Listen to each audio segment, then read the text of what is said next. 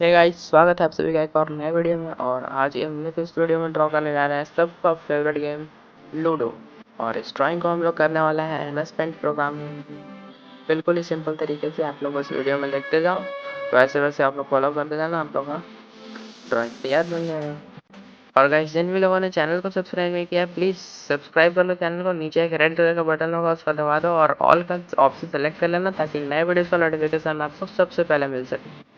और अगर आपको इस वीडियो से रिलेटेड कुछ भी क्वेरी या क्वेश्चन है तो आप लोग नीचे कमेंट बॉक्स में लिखो, मैं उसका जवाब देने का ट्राई करूँगा। बाकी एंजॉय करो वीडियो को।